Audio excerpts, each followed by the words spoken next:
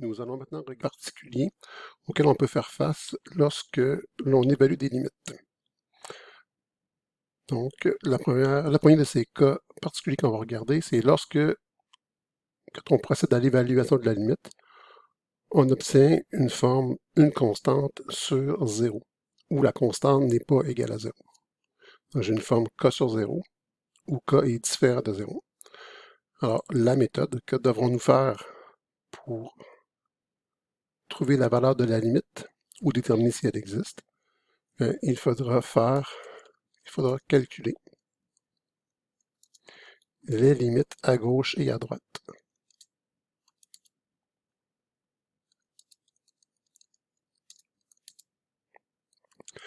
Donc, on va regarder ce qui se passe à gauche, ce qui se passe à droite du nombre vers lequel on tend. Dans le cas d'une limite bilatérale, donc on va aller vérifier des deux côtés. Si de part et d'autre de la limite, on se dirige vers la même réponse, la limite existe et votre cette réponse. Si on obtient des réponses différentes pour les limites à gauche et à droite, la limite n'existera pas. Un autre cas qu'on peut rencontrer aussi, c'est lorsque l'évaluation de la limite nous donne une forme racine d'ordre pair de 0 et non pas d'ordre impair. Donc, racine d'ordre pair de 0 ici. On va regarder qu'est-ce qui se passe dans ce cas-là. Il ne faut pas oublier ici, ce n'est pas exactement 0. On est dans une limite, donc c'est un nombre qui est près de 0. Donc, quand la racine est d'ordre pair, il y aura une petite particularité auquel il faudra faire attention. Quand la racine est d'ordre impair, il n'y aura pas de problème. On reviendra là-dessus tout à l'heure. Et la méthode, c'est la même chose. Il faut faire les limites à gauche et à droite.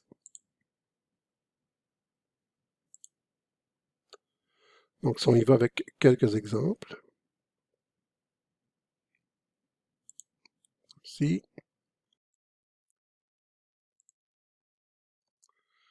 On va se faire un petit calcul de limite.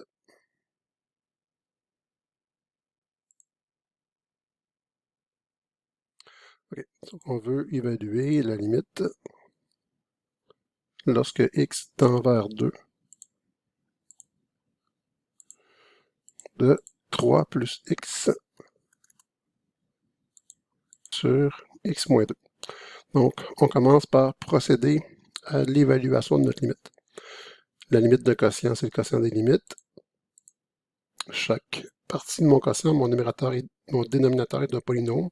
Je peux remplacer directement dans chacun des deux. 3 plus 2, ici j'ai 5. 2 moins 2, oups, j'ai 0.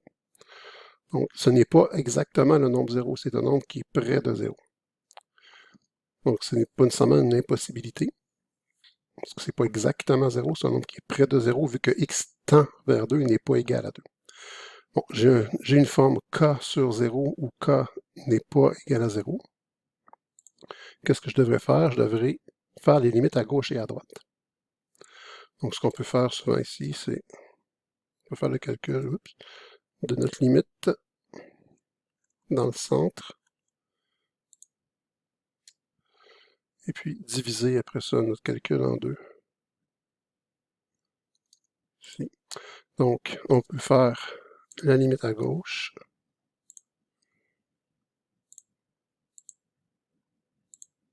D'une part. Et la limite à droite d'autre part. C'est pas égal, ici c'est juste pour mon petit texte.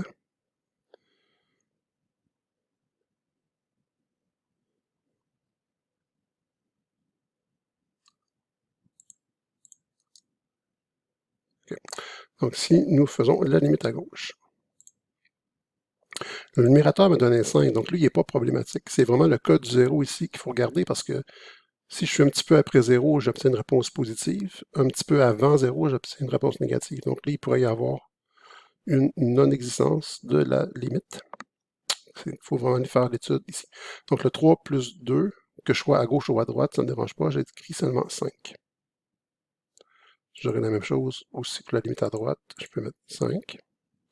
Dans la limite à gauche. Donc je prends un nombre un peu plus petit que 2 et je lui soustrais 2. Fait que dans notre tête, on peut se dire, si on a de la difficulté, exemple 1,999999 moins 2, bon, on sait que ça va être près de 0, mais la réponse va être négative. On le raisonne tout simplement. Un nombre près de 2, mais plus petit que 2, quand je lui retranche 2, j'obtiens presque 0, mais en négatif. Et 5 sur 0 moins, on l'a vu dans l'arithmétique de l'infini, ça va nous donner moins l'infini. Maintenant, du côté de à droite, pour ce qui en est de la limite à droite, donc la limite lorsque x tend vers 2 par la droite de 3 plus x sur x moins 2, ben 3 plus 2, 5. Puis pour le dénominateur, un nombre un peu plus grand que 2, moins 2. J'obtiendrai un nombre près de 0, mais positif. Donc 0 plus. Un nombre infiniment près de 0, mais qui sera positif. Et 5 sur 0 plus va me donner l'infini. Donc la limite à gauche, ça va vers moins l'infini. La limite à droite, ça va vers l'infini. On ne va pas au même endroit.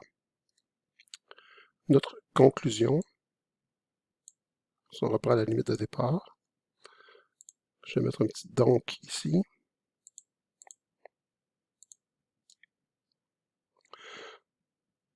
Donc, qu'est-ce qu'on va pouvoir en conclure? C'est que la limite, lorsque x tend vers 2 de 3 plus x sur x moins 2 n'existera pas, puisque les limites à gauche et à droite ne sont pas égales. Donc, on ne dit pas égal n'existe pas, c'est tout simplement que la limite n'existe pas. Donc, la limite, lorsque x tend vers 2, de quoi? De 3 plus x sur x moins 2 n'existe pas.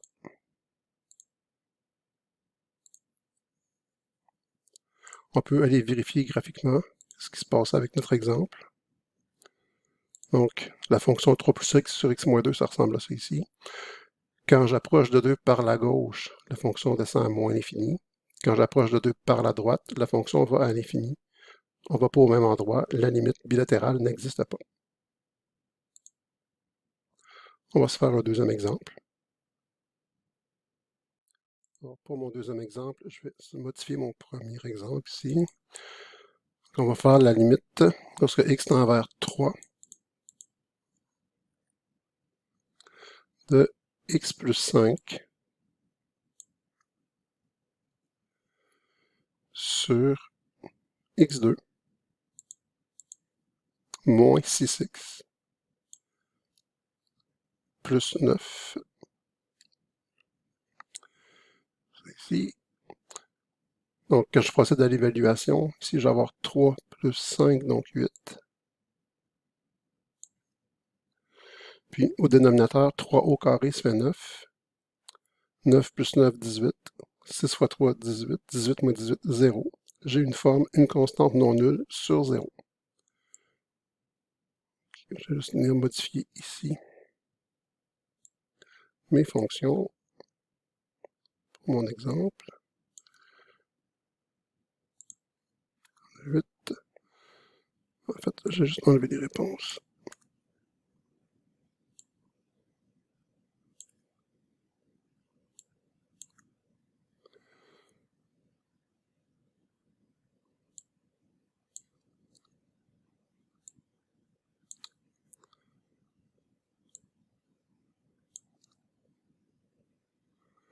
OK. Donc, puisque j'ai 8 sur 0, je dois faire les limites à gauche et à droite. Donc, si on vient faire la limite à gauche, donc la limite lorsque x tend vers 3 par la gauche.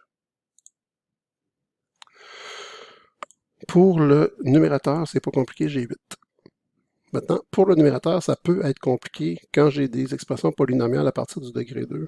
Donc, si j'ai des expressions trop grandes, on peut perdre le fil à un moment donné pour savoir est-ce que ma réponse est plus petite, plus grande.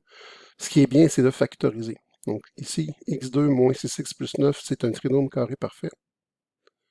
Si je le factorise, en fait, deux nombres dont la somme est moins 6 et produit 9, les deux sont moins 3 plus 3, moins 3 plus moins 3, moins 6, moins 3 fois moins 3, 9. On a donc x moins 3 au carré. Et comme ça, ce sera beaucoup plus simple à évaluer. Je vais aller le mettre de l'autre côté aussi. Donc mon x2 moins 6x plus 9, c'est x moins 3 au carré. Puis de ce côté-là, on va faire la limite à droite. OK. Donc, égal. Ici aussi, j'aurai 8 au numérateur. Non, pour le dénominateur, ben, un nombre un peu plus petit que 3 moins 3, ça va faire un nombre un peu plus petit que 0. Donc, j'aurai 0 moins ici. Je peux même l'inscrire. Donc, c'est à l'intérieur. J'obtiendrai 0 moins.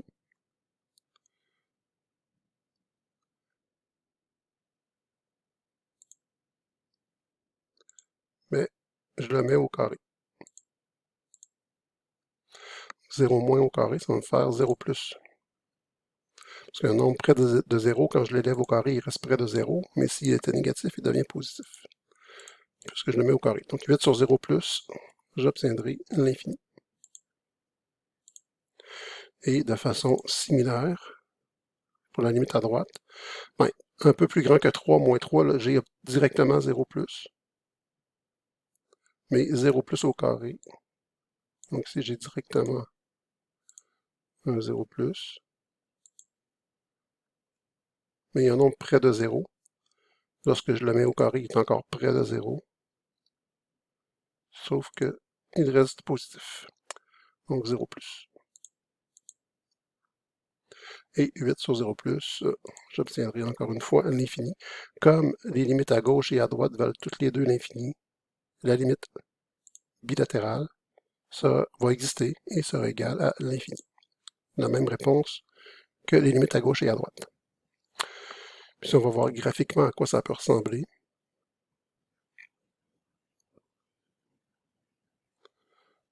On a ça ici. Donc, la fonction x plus 5 sur x2 moins 6x plus 9 ressemble à ça ici. Et donc, quand j'approche de 3, autant par la gauche que par la droite, la fonction grimpe vers l'infini. Donc, la limite bilatérale est donc bien l'infini. Maintenant, on va aller... En fait, si on regarde les deux exemples qu'on vient de faire, on peut se douter que les limites vont nous servir à déterminer les valeurs des asymptotes et entre autres des asymptotes verticales. Donc, trouver en fait à quel endroit il peut y avoir des asymptotes verticales. Et là, maintenant, on va venir regarder qu'est-ce qui se passe avec les racines d'ordre pair. Ici. Donc, c'est le même truc. Il va falloir faire des limites à gauche et à droite. Donc, on va faire un exemple avec une racine d'ordre pair. On va regarder qu'est-ce qui se passe quand on veut calculer la limite lorsque x tend vers 7 de la racine carrée de 7 moins x. Donc, la racine carrée, c'est une racine d'ordre pair. Donc, si je remplace 7 moins 7, ça me fait 0. J'obtiens une racine carrée de 0. Et on a tendance, quand on va trop vite, à écrire égal 0, mais encore une fois, il faut faire attention, ce n'est pas vraiment le nombre 7, c'est un nombre près de 7. Donc, je n'ai pas vraiment 0 ici. Il faut pousser un petit peu plus loin notre analyse avant de conclure. Je vais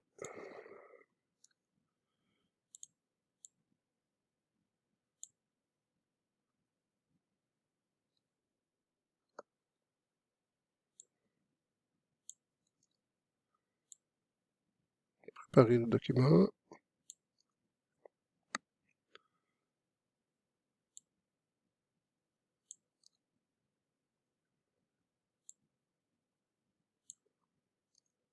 OK.